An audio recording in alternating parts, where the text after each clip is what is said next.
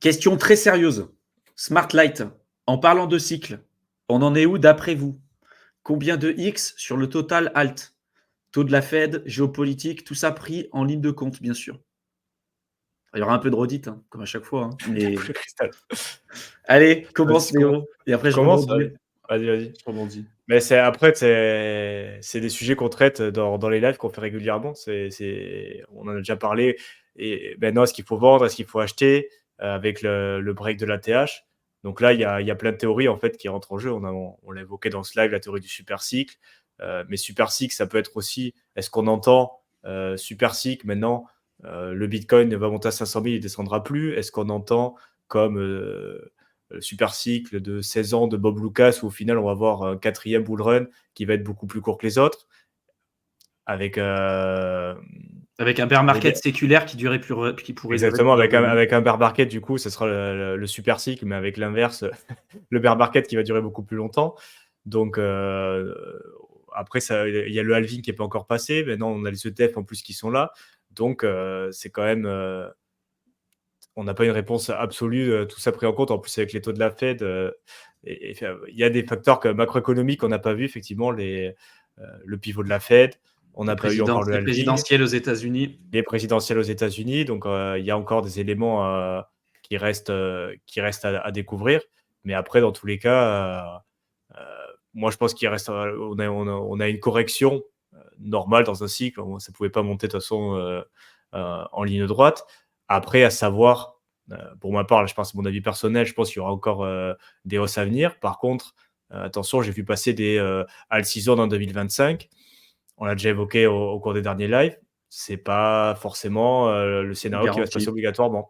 Est-ce qu'on aura plutôt une fin de bull run dernier trimestre 2024? C'est possible aussi. Est-ce qu'on aura en 2025? C'est possible aussi.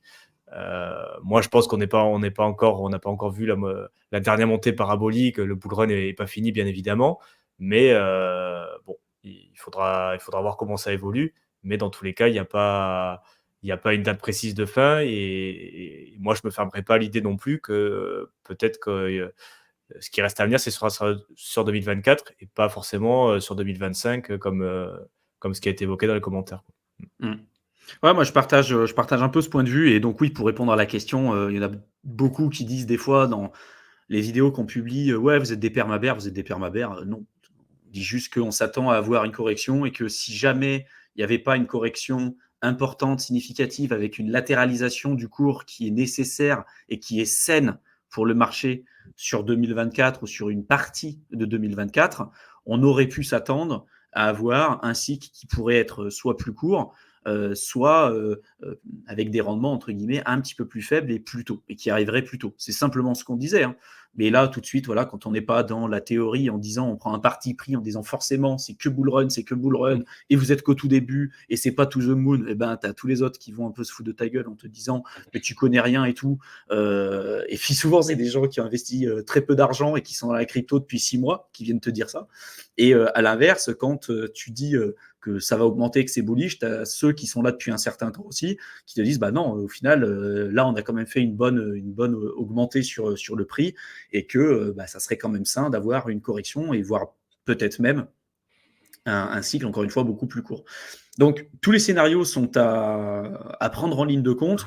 Moi, ma conviction, c'est un peu comme celle de Théo, hein, c'est-à-dire que ce que je trouverais sain, c'est qu'on ait une correction, vraiment. Mais là, ce qu'on est en train de voir, hein, et ça fait depuis le mois de février qu'on vous dit qu'on s'attend à ça, hein. Là, en plus, il y a le halving, donc le buy the rumor, sell the news. Moi, je trouve ça vraiment sain, ce qu'on voit. J'aimerais que ça consolide entre les 40 000, 50 000 dollars pour le Bitcoin, que les altcoins prennent une vraie déculottée, que toute la folie qu'on a sur les memecoins, sur Solana et à côté, que ça se calme, et vraiment que ça se calme, parce que ça, c'est très évocateur en fait de l'actualité. En fait, quand tu as les mêmes coins qui pètent de partout, c'est que de toute façon, tu es en surchauffe à un moment donné. Ça ne veut pas dire que c'est la fin du bull run, encore une fois, mais ça veut dire que tu es en surchauffe à un moment donné.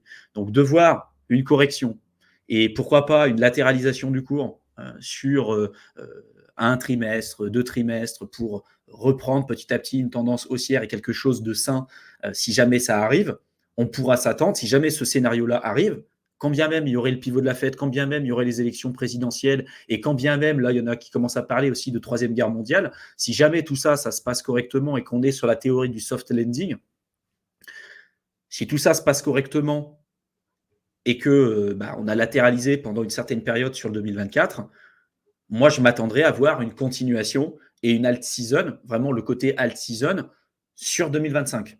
Si par contre, on n'a pas ça, c'est-à-dire qu'on a le pivot de la Fed, on est sur la théorie du soft landing, donc au final, il n'y a pas de correction sur les marchés financiers, il n'y a pas de correction sur les cryptos ni quoi que ce soit, ça a latéralisé un peu, mais franchement pas beaucoup. Là, on repart avec le Bitcoin qui dépasse les 80 000, 95 000, pourquoi pas les Bitcoins à 6 chiffres, avec l'Ether qui explose les plafonds, qui passe à 6 000, 7 000, 8 000 dollars, et après les altcoins qui font des fois 10 n'importe comment, peu importe le fondamental.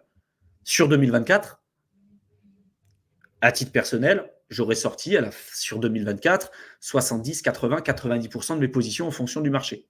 Voilà. C'est ça, parce qu'en même temps, on est rentré aussi beaucoup plus tôt. Alors, on a acheté la dépression, du Bitcoin, on est rentré à 15-16 000, de l'Ether, on en a racheté presque au bottom aussi. Donc voilà, là où certaines personnes, puis on parle du Bitcoin et de l'Ether, mais sur certains altcoins, il y a encore de superbes opportunités. Il y a même encore des projets qu'on continue d'accumuler aujourd'hui et qu'on présente dans le programme d'accompagnement. Voilà. Pour tous ceux que ça intéresse, et vous vous demandez quels sont les projets qu'on a en portefeuille, quand est-ce qu'on achète et quels sont les projets qui sont encore intéressants aujourd'hui et qu'on suit, n'hésitez pas à jeter un coup d'œil sur le programme d'accompagnement. Mais même encore aujourd'hui, il y a beaucoup, beaucoup, beaucoup d'altcoins avec des performances intéressantes à aller chercher. Parce que pour moi, la alt season n'a pas encore eu lieu. Ça ne veut pas dire qu'il n'y a pas eu de performance sur les altcoins, mais simplement, on n'est pas encore sur la phase parabolique. On n'est pas encore arrivé là-dessus. Souvent, il y a quand même un temps entre l'argent qui a été fait sur le Bitcoin, qui se déverse sur l'Ether, qui se déverse sur les grosses capitalisations et qui ensuite va aller sur la alt season. Ça prend un certain temps. Ça peut prendre plusieurs mois avant que ça arrive là-dessus. Mais la pire chose que vous puissiez faire en fait en bull run, et c'est là où ceux qui se font avoir malheureusement, ça se passe très mal pour eux, c'est la manière en fait dont on essaye de nous mettre une étiquette sous les vidéos, de nous dire vous êtes des permabères. En fait, pour moi, ceux qui se font avoir, c'est un peu le El Capo aussi. El Capo, un gars connu sur Twitter, qui lui est bear depuis le début, et au final, il a loupé toute la run-up, quoi. C'est pas notre cas. On est juste conservateur sur nos prises de décision. Moi, je pense qu'il y a encore des super gains à aller chercher sur les altcoins, un peu moins sur du Bitcoin et de l'Ether aujourd'hui, mais sur pas mal d'autres cryptos, il y a encore des choses super. Je ne dirais pas qu'on en est au tout début, mais je ne dirais absolument pas qu'on en est à la fin. Et la pire chose que vous puissiez faire en fait en bull run, c'est de vous faire, je ne sais pas comment dire en français, mais shake out, de vous faire sortir de position trop tôt en pensant que ça va aller plus bas. En bull run, dans des moments comme ça, la seule chose que vous devez faire dans ces périodes-là, surtout en ce moment, au moment où on est en train de tourner cette vidéo, c'est de profiter de ces périodes de baisse pour éventuellement en accumuler en plus, de faire un DCA ou d'accentuer votre DCA. Mais en aucun cas, c'est ma conviction personnelle et moi c'est ce que je fais aujourd'hui, en aucun cas, vous devez sortir l'intégralité de vos positions en vous disant ça va descendre plus bas, je vais racheter plus bas. Parce que si vous faites ça, vous avez une très forte probabilité, une très forte chance au final de louper le train. Parce que vous pensez que ça va descendre, là, ça descend un peu, vous dites que ça va descendre à 55 000, 50 000, et puis quand c'est à 50 000, vous direz que ça va descendre à 45 000, au final, ça va jamais à 45 000, ça remonte, ça repasse les 80 000, et vous rachetez le bac beaucoup plus haut. Donc, vous prenez un risque qui est beaucoup plus important pour des performances beaucoup plus faibles, et c'est comme ça que vous vous faites avoir, en fait. Donc voilà, en bear market, l'approche est totalement différente. En bull, parce que là, on est clairement en bull. Ceux qui disent je ne sais pas trop si on est en bull, ça faut arrêter les conneries. On est en bull aujourd'hui. On est en boule. Voilà. Est-ce qu'on est encore dans la phase euphorique? Non. Est-ce qu'il y a encore des performances à aller chercher? Évidemment. Est-ce que vous devez recharger aujourd'hui pour ceux qui sont complètement en dehors de position? Franchement, ça vous regarde. Je vous renvoie encore une fois sur le programme d'accompagnement. On vous montre ce qu'on fait aujourd'hui à l'instant T. Donc, si vous posez des questions aujourd'hui sur ce que vous devez faire, est-ce qu'il faut que vous achetiez, est-ce qu'il faut que vous vendiez, pour moi, si vous posez ce genre de questions, c'est que vous n'êtes pas suffisamment formé. Du moment où vous dites quel projet il faut que j'achète, quel projet il faut que je vende, ou quels sont aujourd'hui, quand est-ce qu'il faut que je rentre ou quand est-ce qu'il faut que je sorte du marché, c'est que vous n'êtes pas prêt à investir. C'est que vous n'êtes pas suffisamment formé parce que normalement, quand vous êtes suffisamment formé, la décision, elle vient de vous-même.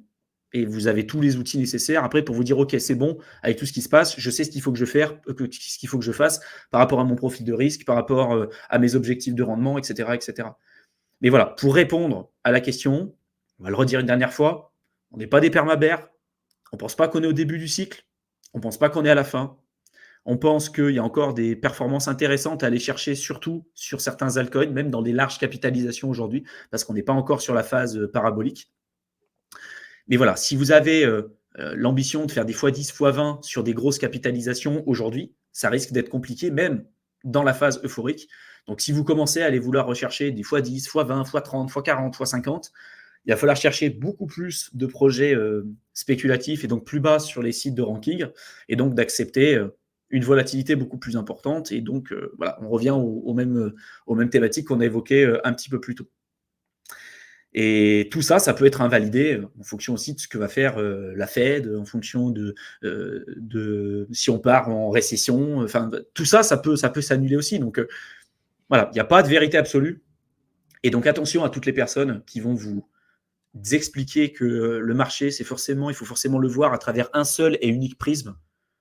De vous dire, on est en boule, il faut forcément que acheter ou faire que ça. Vous voyez que c'est un peu d'une certaine manière aussi ce que je vous ai dit en termes de probabilité. Vous avez plus d'intérêt aujourd'hui de profiter d'une correction en boule pour recharger plutôt que de tout vendre en espérant racheter plus bas. En bear market, la dynamique, elle est différente. Mais attention à ceux qui voient le marché uniquement à travers un seul et unique prisme et qui souvent sont motivés par simplement ce qu'ils ont dans leur portefeuille et souvent parce qu'ils ont investi très peu d'argent et ils recherchent des super rendements en faisant des fois 100 et des fois 1000 et qui a de toute façon très peu de chances d'arriver. Voilà.